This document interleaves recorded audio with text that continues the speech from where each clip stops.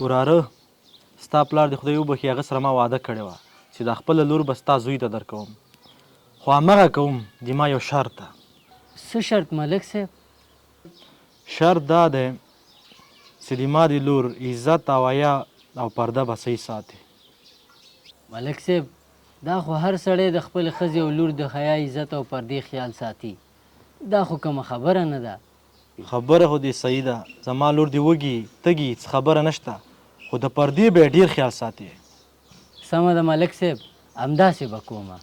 بس بیا خو دې مبارک وي درته. خیر اوسې ملک صاحب. او هر وخت دې چې خوښه یې جنج راوله خپل عزت دې بوځه. بس خیر اوسې، صحیح ده.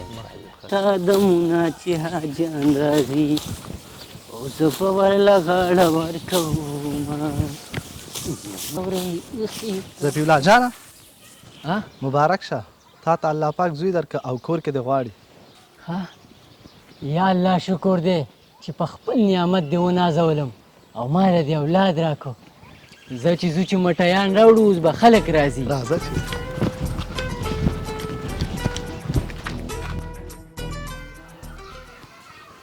ښځې ها داسې کوه نور ښه چې زه د پټي نه کور ته ډوډۍ ته راځم نو هسې مې وخت ضایع کېږي او کار رانه پاتې کېږي.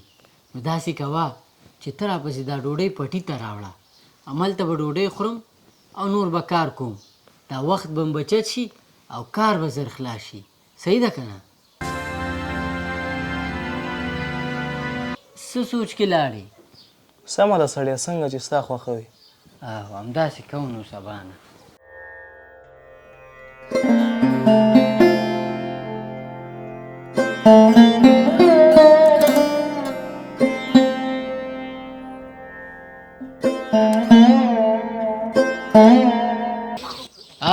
دا ډوډۍ مې درته راوړه، دا وخوره چې یخېږي، بیا به کار وکړې. ښه را دې وړه، سم وږی شوی ومه که نه.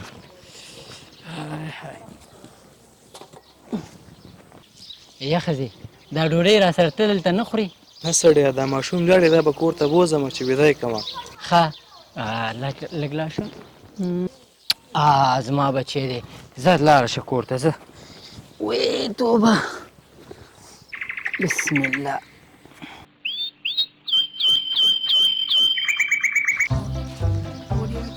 ظفی الله دوهم زوی پیدا سو، راځئ مبارکي ته ورځو.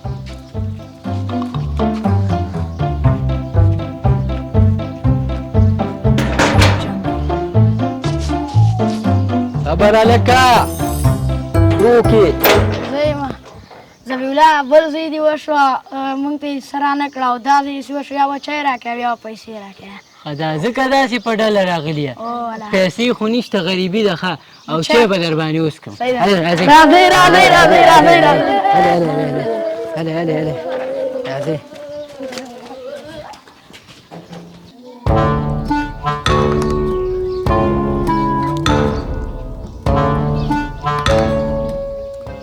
ماشاءالله ظفی الله زوی خو دې غټ سوی ده او ډېر ښه شو چې الله بل زوی درکړ. خیر اوسې. او بس دا سلیم خو ماشاءالله غټ دی او په دې باندې خبرې، په دې باندې منصور نوم ایښی دی. ډېر ښه نوم دې پې ایښی ده. بس خیر اوسې، چای څښئ چې چېرته نو یخوي دي. زما منصور ورونه نو شي، دا چې غټ شي بیا به ورسره زه لوبې کوم. یاره ګل مکۍ، الله دې ستا غوندې ښځه هر چا ته ورکړي چې زما دونه خیال ساتي. او داسې وکړه ښه چې سلیم بچی خو مې غټ شوی دی او منصور به مې انشاءالله غټ شي. د قرارولو والا یو څوک شته، ته به نن نه بعد ما سره پټي ته ځي، اول ته به ما سره کار کې چې دا لونه په خیر سره خلاص کړو یو ځای، چې یو څه پیسې خو پیدا شي که نه، هسې مو ملا ستش دی. صحیح ده که نه؟ سمه ده، څنګه چې ستا خوښه وي. بس ته به هلته را سره لو کې او سلیم بچی دی منصور قلاری. صحیح ده؟ دغه ځای م زور که، دغه ځای م زور که.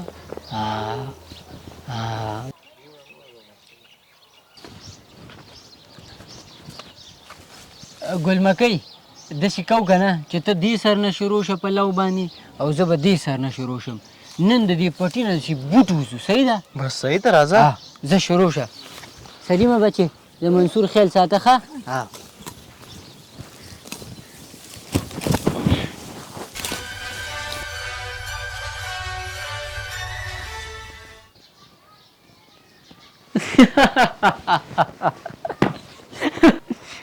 وسړی څنګه خاندې؟ یو خبره را په یاده شوه نو ځکه مې خندا راغله. څه خبره؟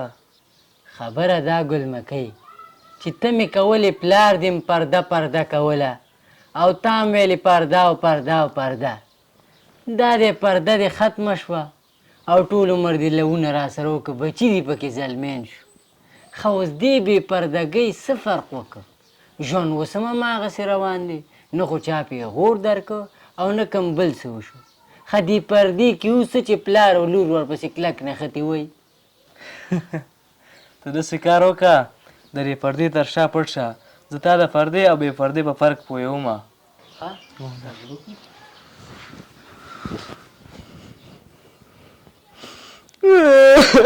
وایي هډوکي یې واچو.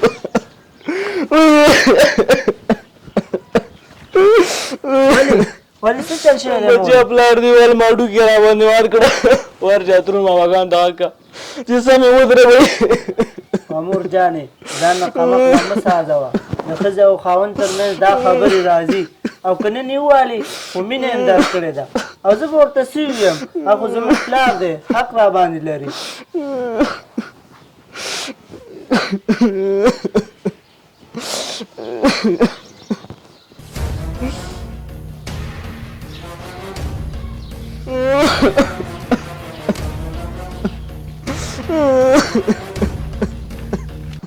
ولې مورې ولې؟ بچه پلار دې والا ما هډوکي راباندې وار کړه، ورشه ماماګان ته راغی کترون ده چې سمې ودرېږي. ته بې غیرته دا دوز دې په ښځو زور رسېږې. ته زوړ شو خو دا سم نه شول. ته صبر وکړه مړه. څه شو اډا څه شو دا پرېږده بچه، ته پرېږده مورې ورځمه مړه. ته څنګه وارې ستا یو په دوی وامه. ته پرېږده ته بې غیرته انسان ده. ته پرېږده بچه مې معاف کړه. مړه ته صبر وکړه. دا څه شو دا بې غیرته؟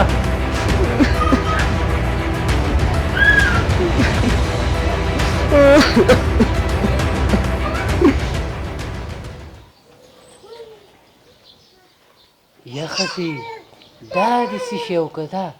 په دې قصه خو زه پوه نه شوم که نه. خاونده مشر زویم چې د پردې په حالات کې پیدا شوی و نو ستا یې پرده وساتله او ستا د پردې خیال وساتو.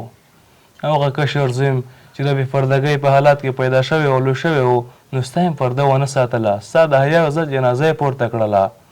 نو اوس دې کې ته ووایه چې د پردې او بې پردګۍ ترمنځ څه فرق دی؟ بالکل ته صحیح وې. موږ او تاسو باید په پرده کې ژوند وکړو. قدرمنو کتونکو د ویډیو نه مو هدف عامه پوهاوی و. موږ او تاسو ته پکار دی چې خپل اولادونه په پرده کې وروزو او راولی کو.